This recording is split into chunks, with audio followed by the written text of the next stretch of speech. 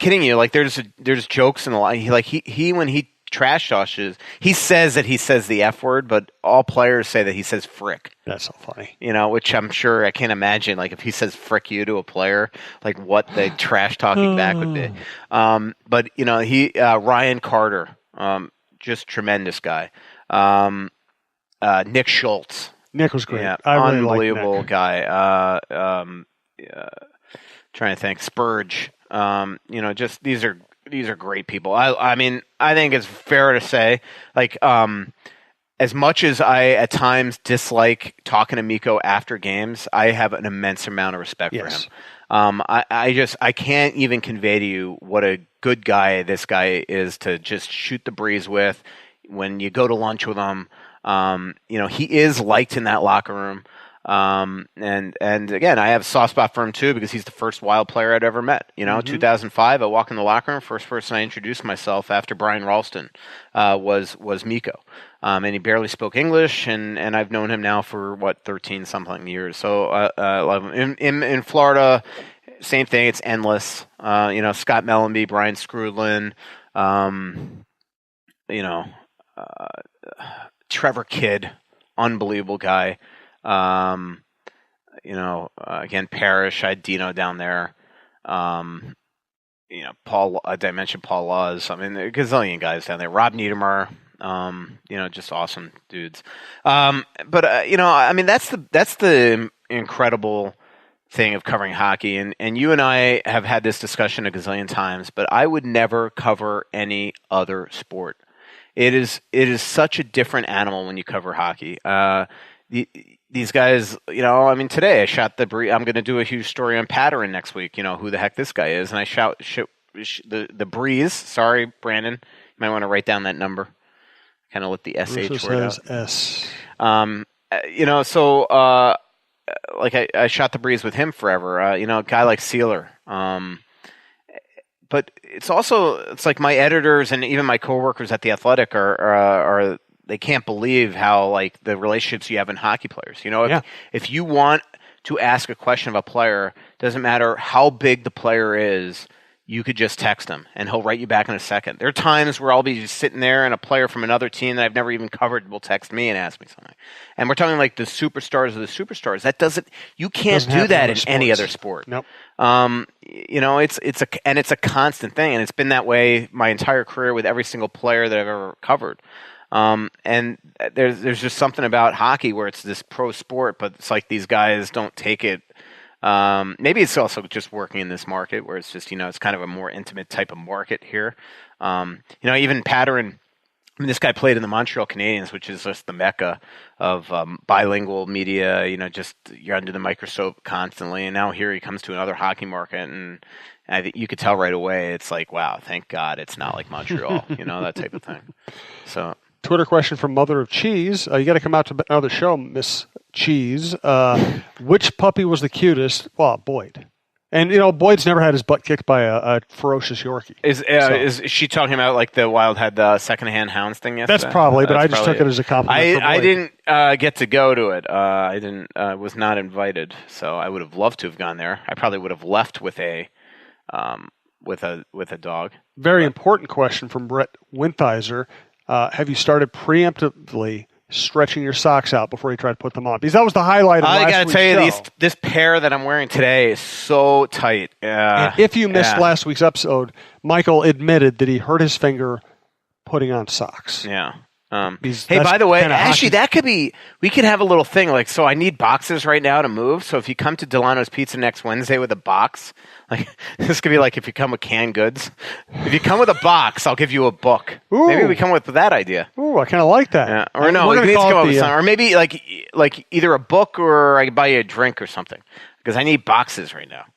That could be box like for a bump. Could be a thing. Box for a bump. Yeah. Something like that. From Tyler Scott, any more milestones we should be looking forward to this year? Goals, games, etc. Well, Stahl's close to 400 goals. Granny just had 400 games. Not that I could think of. Mikko could hit 1,000, I believe, toward the end of the year if he doesn't miss any time. I'm trying to stay on Mikko's good side because one of the stories I want to do next year is go to like Finland and hang out at his compound and do a big story. So did I say that out loud? You said that out loud. Yeah. From theathletic.com/I-know-Russo to read it. From Zach Brown, knee-jerk reaction, but would it be bad for the Wild to be bad this year? And would the owner even understand this? What would he do if they were in the bottom of the league this year? Remember when we first started doing the Russo-Souhan Show? I remember us doing an entire show in the press box of the X talking about like tanking for was it McDavid or Matthew? It was McDavid. I think it was McDavid. Yeah. And here we are again with Hughes, and we're having the same thing. But the way that question is raised is hilarious because I've always said it would be better for this. This team has never bottomed out. It just does not even get the opportunity to go get studs. I mean, it's just crazy. Well, every other team, it's like, and then you have these teams in the league where they just like bottom. It's like they bottom out for a year, get a star, and then they're great immediately again. We're almost seeing that with like teams like Colorado. You think the Colorado fan base right now is upset that remember the pain that it took them to get Nathan McKinnon? I'm thinking not. I'm thinking they're very excited that they have Nathan McKinnon, and the Wild never get a player like that. And then when they have a chance to go get a goal scorer, Brock Besser, I know it was hard for them to see him. He only grew up 15 minutes from the arena. That was it. That was the end. We never know when you hit the end. Yeah. Let's see. We're going to do a couple more questions. And do you have a final thought, or should we end on a Twitter? That was kind of my final thought. That was okay. But Russo Slacks just tweeted. I bet Boyd could come up with a final thought. From Mike Swanger, I can't believe I'm tweeting this 2 games in. But how long until Bruce is on the hot seat? God help me. That would be a bad day. If that guy isn't the coach of this team. Ted Dose asked a similar question. I don't doubt that he's eventually going to be on the hot seat. I hope it's at least toward the end of the year, when he gets through the season. He's got 2 years left on his deal. But I'm sorry. Does anybody really look at this team right now and say this is Bruce's fault? No. I mean, just you as fans, look at this team right now. I mean, did Bruce make them not skate suddenly? Is Bruce the reason why this team can never get past the first round in 6 straight years, even though he's far in the playoffs for 6 straight years, even though he's only been here for 2? I do know there's been 3 coaches that have coached the Wild in the playoffs, not just Bruce. Did Bruce make Zucker, Coyle, and Nino get goose eggs last year? Did Bruce make Spurgeon and Suter hurt? Look, he's got his faults. I think it's hindsight's 2020, but I know a lot of people still question why the heck Zach was on the ice at the end of that 6-1 or 6-2 game. But what were you going to, I find that hypocritical too, because I'm one of those guys. It's like I'm amazed that you could be at the end of a 40-0 football game and the star quarterback's still out there, or you could be up 40-0 and the star quarterback's out there. Like in hockey, what are you going to do? You're going to if he sits Zach in that situation, and now I'm kind of going on a rant because somebody in the organization once mentioned this to me. But you sit Zach in there, and now Granlund gets hurt, and then that person be like, well, why is Granlund on the ice? Or if Granlund was benched and Zucker got hurt, why is Zucker on the ice? I mean, you can't. It's hockey. It was 6 minutes left in the game. You're just not going to play certain guys. You're going to play only your 4th line guys. It's just that's not the way life works. Unfortunately, SH #T happens. Brandon doesn't have to get that out, right? No, I think we're going to be okay with that. Hey, we're going to have I mentioned The Athletic? We're going to give a couple more promo codes. Well, we will try to wrestle a final thought out of Michael. Again, Bite Squad, bitesquad.com, Bite Squad app. Talk North is the promo code, free delivery. Please do that. It would help us out a lot. And Michael, you had a promo code? Oh, yeah, theathletic.com/I-know-Russo, 40% off. I know I've been joking about it all show, but I'm telling you, this site is amazing. And there's just great stories, not just here in Minnesota, even though Jimmy Butler sting is keeping us all employed right now. Thank God for John Krasinski and the Jimmy Butler story. Oh, my Lord. By the way, I want to make sure listeners heard it. Did you say it was all lowercase? Yeah. theathletic.com/I-know-Russo. And again, no pop-ups, no anything. And again, the way it works is that if you're not an Athletic subscriber, is that you create your feed. And it's all the same price. So you can have as little as something or everything. You could follow everything. You could follow all 6 or 7 leagues. We have a college football and basketball portal. We have Inc., which is our long form like Sports Illustrated type stories portal.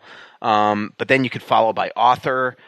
So like some people at our site are just like incredible Katie Strang fans or Ken Rosenthal fans. So you could follow them by name, or you could follow, you might be a huge Chicago Cubs fan, or say like, what's interesting is like right now, like say the Kansas City Chiefs are just on fire right now, and you're kind of interested by them. You just temporarily want to follow them and get them on your feed.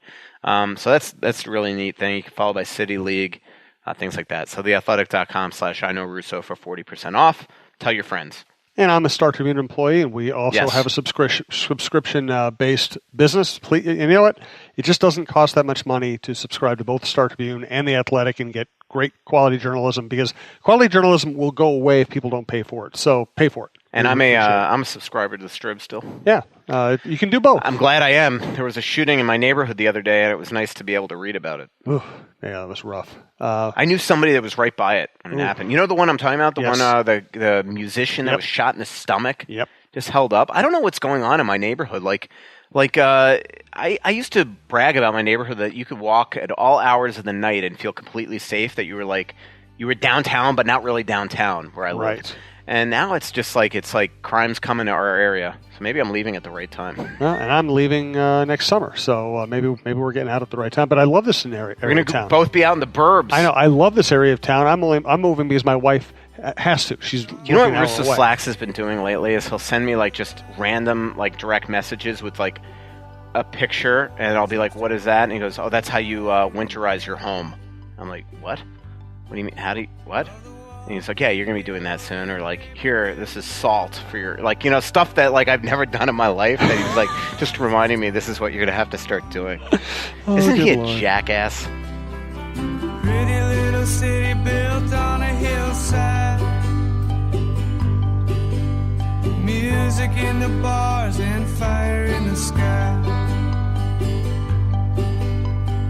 We went to the beach and it was covered in ice. And I used to call it home. So much coming out, there's nothing going in. I know that you feel like you're never gonna win. Oh, but the world won't forgive a winner. Perception in town that you're this negative, throw fire against buildings type writer. Just Throw fire against I buildings don't know. typewriter.